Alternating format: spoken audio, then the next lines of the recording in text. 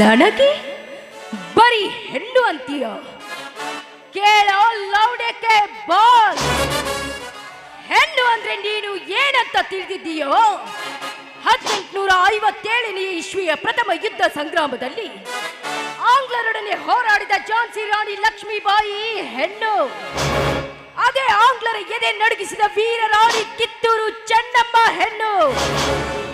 ನಮ್ಮ ದೇಶವನ್ನ ಆಳಿ ಹೋದ ಪ್ರಧಾನಿ ಇಂದಿರಾ ಗಾಂಧಿ ಹೆಣ್ಣು. ಈ ನಮ್ಮ ದೇಶದ ರಾಷ್ಟ್ರಪತಿಯಾದ ಪ್ರತಿಭಾ ಪಾಟೀಲ್ ಕೂಡ ಒಂದು ಹೆಣ್ಣು.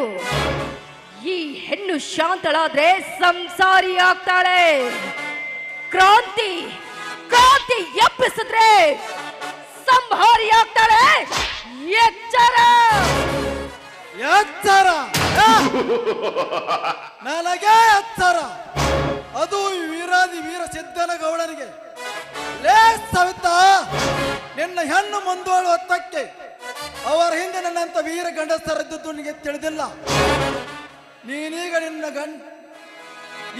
ಹಿಂದೆ ಸರಿಯದಿದ್ದರೆ ನಿನ್ನ ಗಂಡನ ಜೊತೆ ನಿನ್ನ ಸೇವಾನು ಇಲ್ಲೇ ಬೀಳುತ್ತದೆ. ನೀನು ಎಚ್ಚರ.